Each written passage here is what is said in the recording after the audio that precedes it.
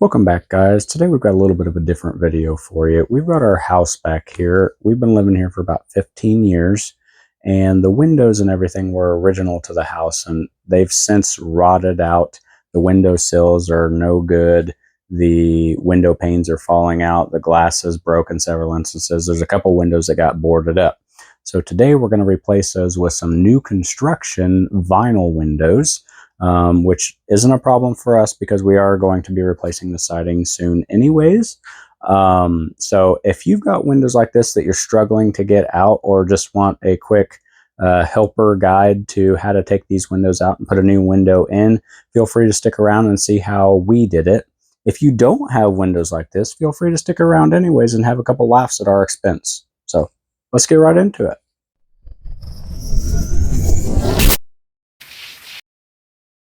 Quick disclaimer, we are not professional contractors here. We're not construction workers. We do have a few experiences installing windows, but never replacing this style of window. So what we're doing does work for us, but it may not be the best practice for like installing on a professional job. So take what we give you as a general guideline to removing the windows and how you can put a window in, but make sure to do further research based on the windows you're putting in, the house that you're putting them in, and your own situation to make the best decision for how you execute your window project. With that out of the way, let's get straight into this. Alright, getting started, guys. We're pulling off this inside trim here, and that frees up the bottom sash to just pull out, and all we have to do is cut them ropes and it slides right out. Now the bottom board of the top sash is in front of the trim board that needs to come out for the top one to come out.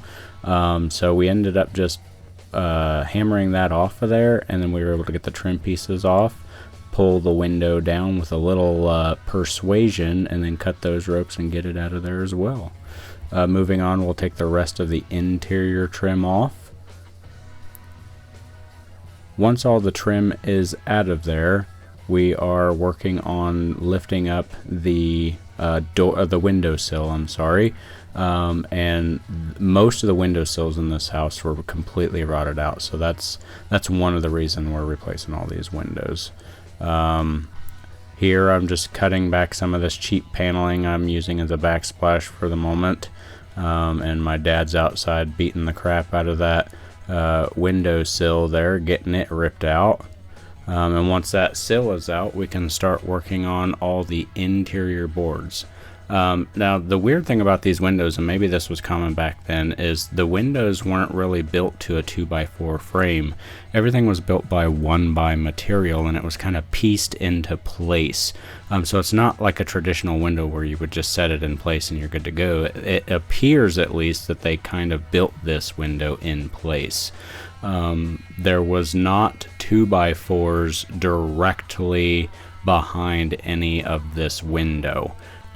Now my dad's just out there ripping the siding away from these last few trim boards that need to come out to expose the rest of the original rough opening, and that completes the removal procedure for these old windows.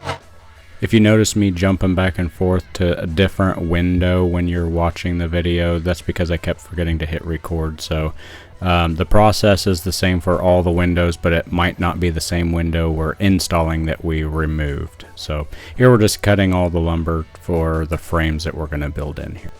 Now for the frames, we did use untreated pine, and that's okay because these are all weather sealed with the siding and the flashing that will eventually go around these windows. But we just used butt joints and screwed these in from the edges. Now if this window frame looks way bigger than what would fit into the window we were working on, that's because it is. This is a frame for a different window. I kind of filmed some of this stuff in a weird order, so we're not always working on the same window each clip. But this one is for one of two windows that sit side by side in the front of the house. As a side note, we did use pocket hole screws on the bottom of the sides. We didn't put a bottom board on these window frames because we had to raise the windows up. The windows that were in there are taller than a standard window is now, so we're resizing these windows. Thinking back on it now, we should have put a bottom sash and just screwed it directly down to the existing framing, and then pieced in the bottom support for our window. But you live and you learn. The pocket hole screws should hold fine. We did go back and sink some regular screws in sideways to kind of hold that frame in place, so it should be fine. And we're back to the small window. Here I'm just cutting the siding back to where the rough framing actually lays in this cavity. We ended up having to do something special for these smaller windows. Even with the frame as tall as we could get it, the window would not fit in the opening. It was like a 1/4 inch too short. So what we ended up doing is we ended up cutting our 2x4s down to 1 3/8 instead of 1.5 inches, and that gave us enough space on the top and bottom to fit the windows in the spacing. I was initially worried that the flange of the window wouldn't fit on there and we'd have to re-drill the holes, and I didn't want to mess with that, but it all worked out in the end. Now we're installing that frame for this small window. Notice we had some corner braces that we put on there to keep it square. That mostly wasn't necessary for most of the windows because there was enough wiggle room for the window to move where it needed to be. On these smaller windows, we did have to make sure this was perfectly square because the corners of the windows had these little nipples on them that made them stick up further. I would assume those are to make sure the window has space to expand and contract, but the frame barely fit over the window, so we had to make sure it stayed perfectly square while we installed it. Otherwise the window wouldn't fit in when we were done with it.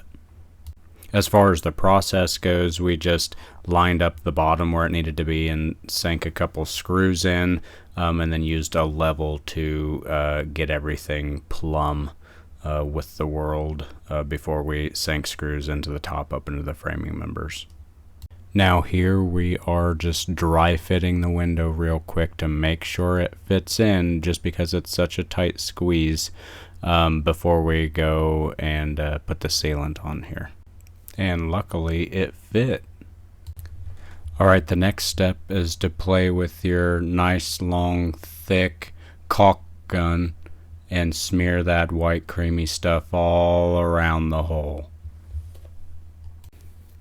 On a serious note, this step is very important. It's going to seal your window to the frame you just installed. Without this step, air would leak in and potentially water if you didn't have any other sealer that you put on there.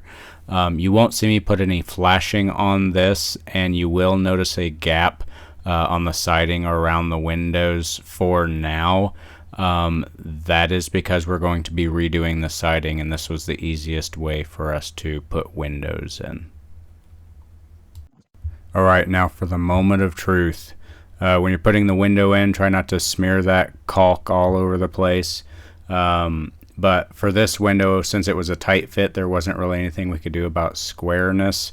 That's why we made sure the frame was perfectly square before we installed the window. But the proper way to do this is to square your frame up, and then when you install your window, you'll put a couple of screws in and make sure your window is actually square, because it is possible to install your window a little out of square and then the window won't move. So our mode of putting these in was to put a screw in a bottom corner and an opposite top corner, and then go actuate the window from the inside to make sure it still moves as designed, and then you could go around and sink the rest of the screws in. Quick tip, don't forget to peel the stickers off your weep holes. This is to allow any water that gets down in the frame to run back out of the frame. So you'll want to do this, otherwise you'll have water sitting in the frame and then it may find ways to come inside of the window. So make sure to peel those off. And would you look at that, we're at another window. I can't keep anything straight here, I guess. So what we're doing here is we're just going to cap off the bottoms of these frames for now. We're just using some 1/4-inch ply for now. This is just to get us through one winter. I may come back and paint this, but we are going to foam seal this up before we're done, and put some batten insulation on the inside of that cavity there to kind of weather seal this for the winter.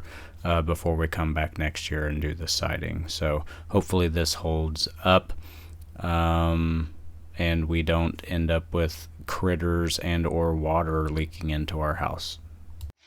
This is the last step of the project for this year, which is filling the sides of these frames with expanding foam, which proved to be quite difficult. It was a little cooler than it should have been outside, and I'm not sure if there was too much moisture in the wood or not, but it didn't want to really adhere to the window. You'll actually, maybe not on this clip, but I had a lot of these windows where the foam actually started falling out of the hole after it expanded in there before it dried. And I think it's because it's either got to be the temperature, the size of the cavity I was trying to fill, or the moisture content of the wood. So I did have to do this in kind of a couple layers sometimes to make sure that the whole window was sealed up. But I did put that foam in there, and then I went through and put batten insulation in those cavities from the inside, and that should carry us through the winter, hopefully.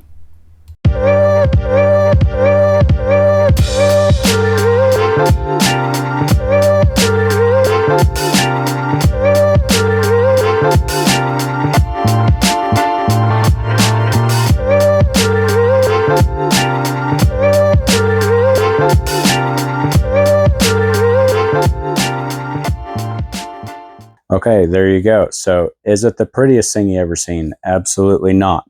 And part of the reason of that is I suck at spray foam. I used, I think,